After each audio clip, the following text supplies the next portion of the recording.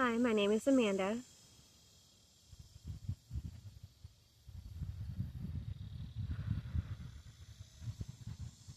Today, in this video, I am going to tell you about the time that my daughter was kidnapped by my stepmom, not my stepmom, I don't know. Crazy, crazy situation.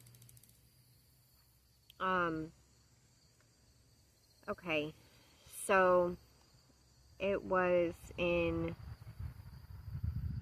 July of 2014. My mom had passed away in 2013, and when she passed, my stepdad had moved out and didn't really have anything to do with me, really. And, he talked to me at that time every now and then. My mom's whole side of the family had basically abandoned me. They didn't want anything to do with me after she died. Um, my dad's side, I lost my dad when I was 19, and his side of the family, I was basically a black sheep on both sides. Just, I never really fit in anywhere. And, but, so, that's what got me in the situation that I was in that led to my daughter being taken.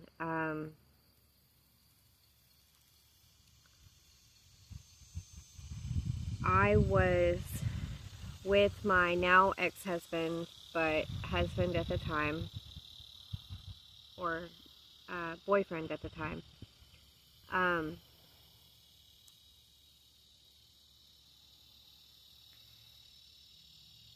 And we were living in his grandma's yard in a shed that she had back there.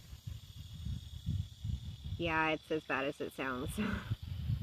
I tried to make it into like a little apartment or whatever, but anyways, it didn't have a bathroom and it didn't have a kitchen and we didn't have a hot plate. We didn't have nothing. And so we used to use the facilities inside the house. Chuck and I both worked for Docks by Manual out there on Cedar Creek, and Chuck paid his grandma every Friday, and he gave her $200 a week for a shed with no amenities at all. But anyways, I had ended up being attacked by his grandmother while I was there. I was walking into the house to go pee, and it was like 6 o'clock in the morning, I think. I hadn't even had any coffee yet. I wasn't even awake, and I walked through the back door, and the next thing I know, I was being attacked. She was scratching my face and my neck and screaming at me about milk. I had just bought milk and put it in the house, a couple of gallons actually, one for her and one for us. So I had no idea what she was talking about, but anyways, I ended up picking her up and putting her on the ground and restraining her, and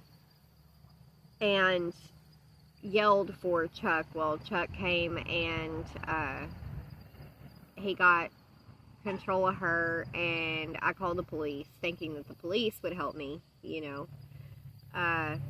no, I went to jail. I was arrested for aggravated assault against the elderly and family battery or something like that. Yeah. She didn't have not one mark on her. I was covered in scratches. That's Henderson County, Texas for you. I mean, all they did was just look up my name and be like, oh, she's bad. She used to do all this bad stuff and her dad is bad. So we're just going to arrest her. There's no way that she could change. Like, never mind the fact that she's covered in blood and scratches. And then the other woman that's involved is screaming, threatening, and everything else right in front of the officers. But yeah, let's take her to jail. She was also eventually arrested after screaming threatening words at me for over an hour after they asked her to be quiet several times. Anyways. I got bonded out. She got bonded out. We tried to stay away from each other. Didn't really talk. Blah, blah. Chuck continued to pay rent, and a couple of weeks go by, and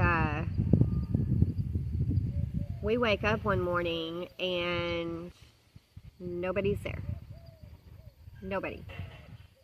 The house is completely cleaned out and empty.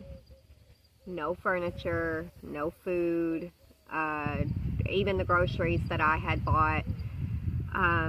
The electric was off and the water was off. It was the middle of the summer and I had a 4-year-old daughter in Texas. No family I could call. I tried.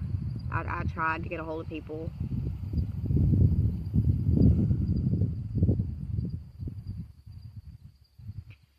The only person that took my call was a woman that I thought my dad was married to, and I'll get into that as well. Her name is Jessica Lee Pogue.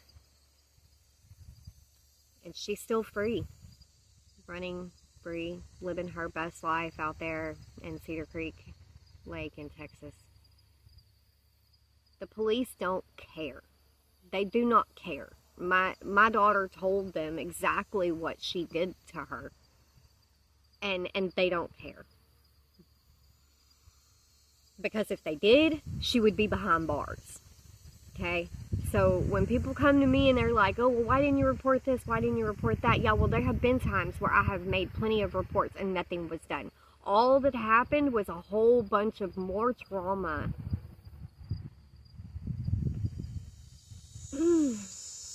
Anyways.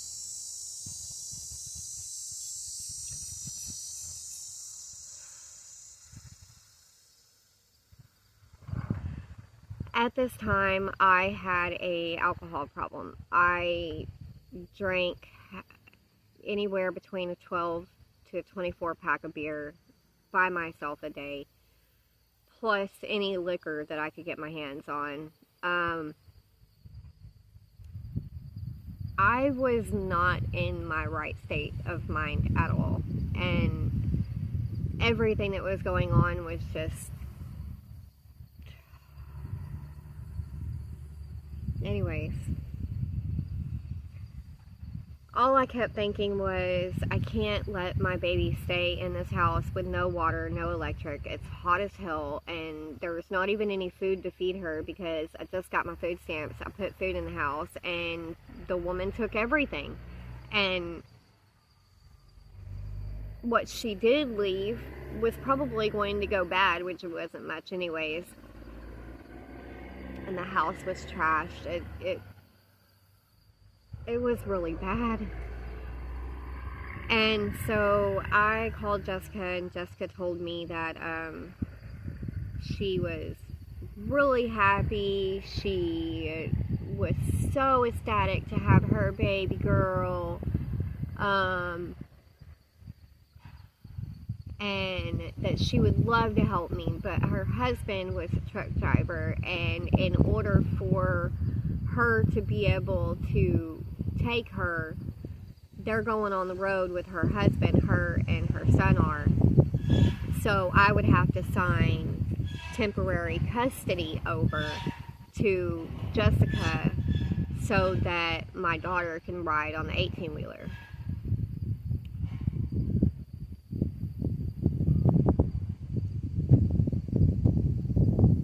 Looking back, what I know now, that's such bullshit. But I believed it back then. Back then, I was drunk. I was out of my mind. I was in hysterics. I just lost my mom and my son. I just lost my mom to death. My son lost custody of my son and lost my home, and now I had lost all food, water, electric, all sense of security, and was having to place my daughter somewhere other than with me. So that's the state of mind I was going through. Plus, I'm ADHD and autistic, and I didn't know I was autistic at the time. And yeah, so I believed it. And I met up with her at a notary there in town in Gun Barrel City.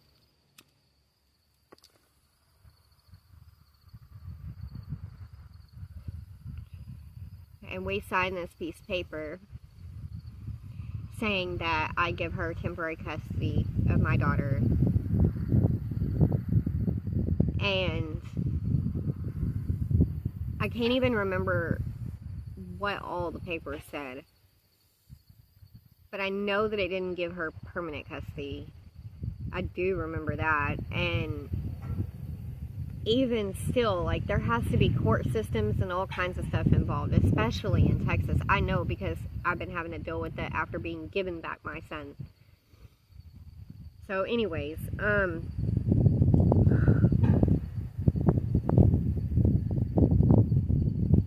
she took my daughter, and everything was going good. Like, she was supposed to only keep her long enough for me and Chuck to find a place that was good enough for my baby. And I didn't expect it to take very long. Well, about 2 weeks go by, and my grandma had talked my grandpa, Jerry, into letting me and Chuck come there. So we called a friend, and she lived over in Payne Springs. She came and picked us up. We fit everything we could into the car, and then we went to my grandma's. When we got there, it took a while to get Jerry to agree to let my daughter come there. Maybe about a week. And so I don't know why. It was just the situation. I don't know. That's the way he was. But anyways, so we didn't have a car. We used to walk everywhere in town. Sorry, I jumped ahead. Traumatic. I was trying to avoid the part that I'm about to say. Okay. Without realizing it. Sorry, y'all. So, I received a email or a message, well, Chuck did, on Facebook. It was a picture of my daughter, and she barely even looked like her. Her long, beautiful, curly hair had been chopped off to about right here. It was dyed maroon red, and the message said, "If you want your daughter, come and get her now. I don't think she's eaten in a while, and she doesn't look very good."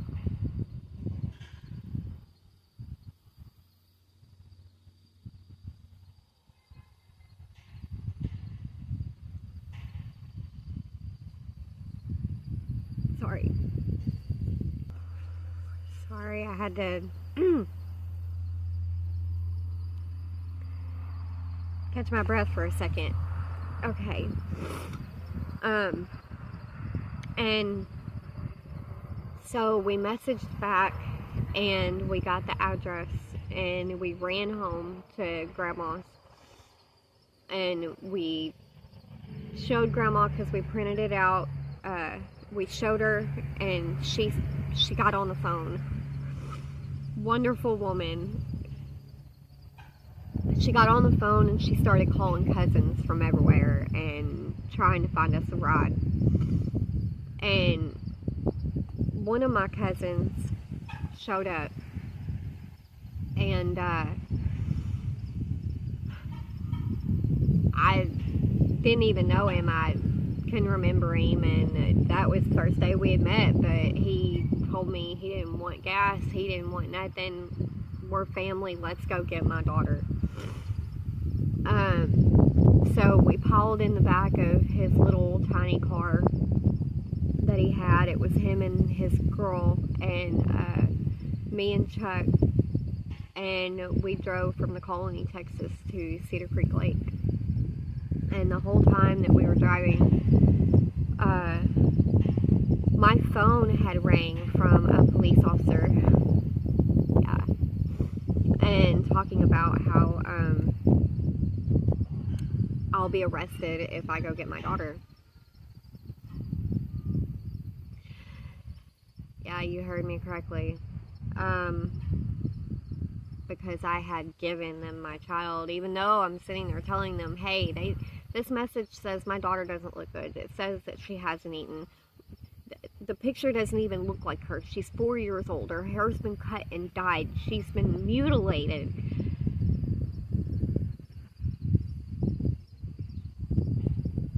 So,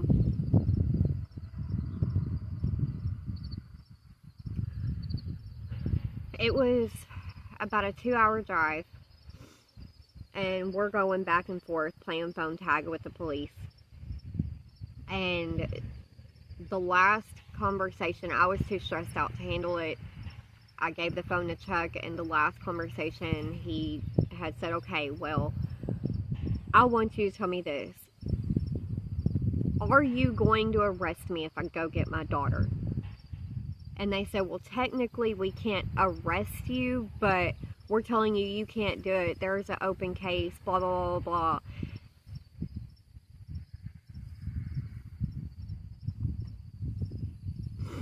So we gave them the address that we were going to and told them that we're on our way to go get my daughter, and if they're going to stop us, then they better meet us there because we're getting her, period. She's not staying there. And so we get there, and a woman, it's Jessica's mom,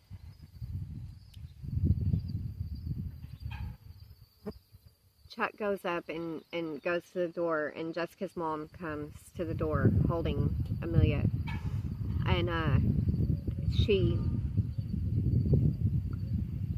hands her to Chuck, and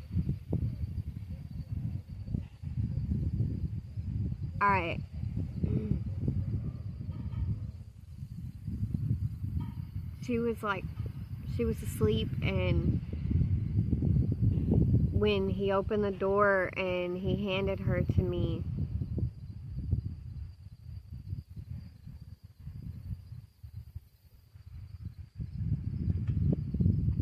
she opened her eyes and she said, Mommy, why didn't you want me?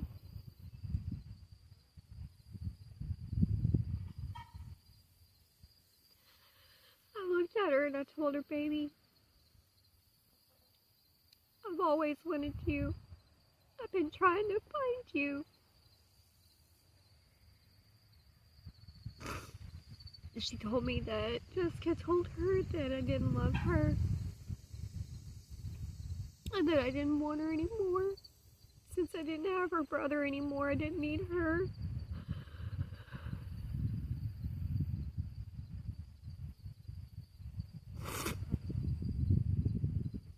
Later we found out that she was sexually and physically assaulted as well. She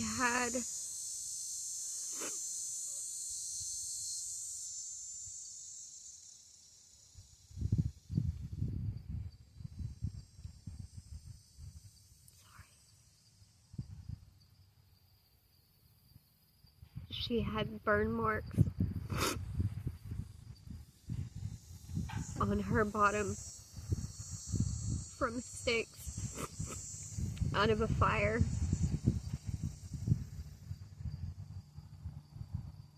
She said because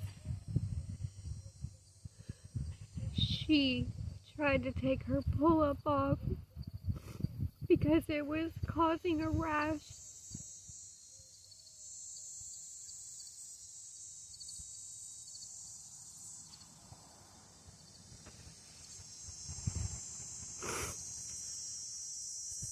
That woman did brutal, horrible things to my baby.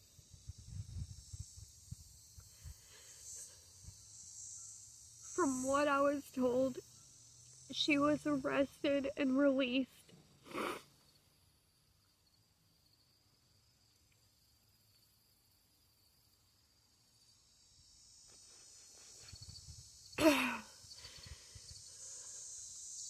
I have since been told she babysits people's kids. She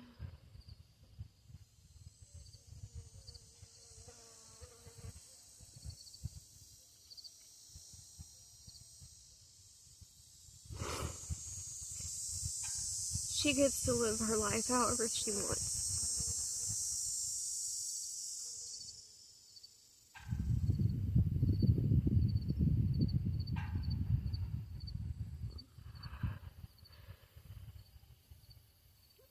During the year-long investigation into myself, my husband, my ex-boyfriend, all of us were investigated. We all had to prove that we weren't the ones that had abused my daughter. Once it had finally came out and discovered that the woman had literally brainwashed my daughter, it took so long for therapists to break through it.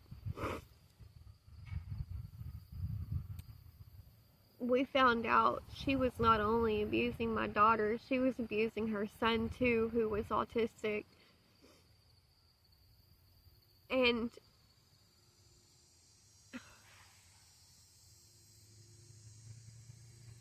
she didn't lose custody of him.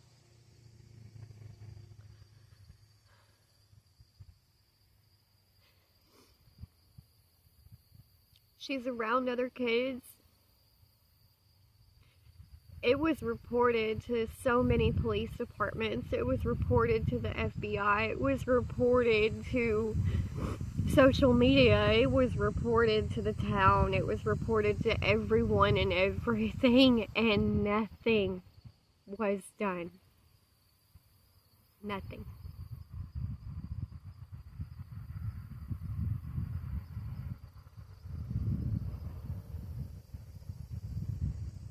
Why?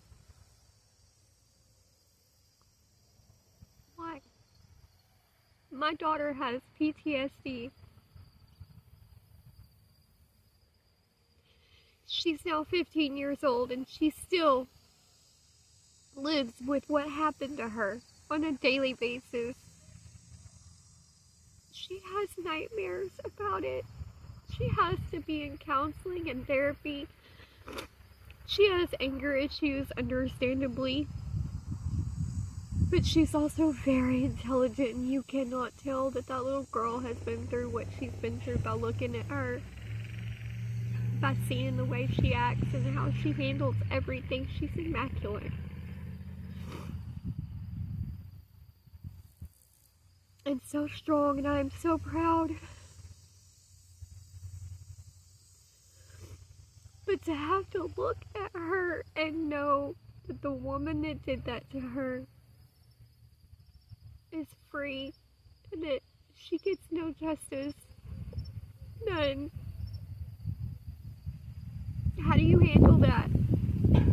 How do you handle that? So when people say,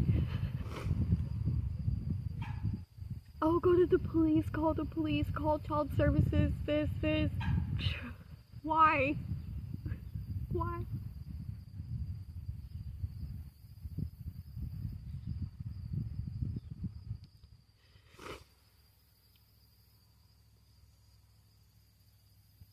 To anyone that watched the full story, thank you. Please pray for my daughter. And anyone that's in Texas, East Texas, Cedar Creek Lake, look out for Jessica Pogue. Don't let her around your children. Don't. And if she's been alone with your children, you need to have them checked. Have them examined. Get them into counseling now. I'm sorry to tell you that, but it's true.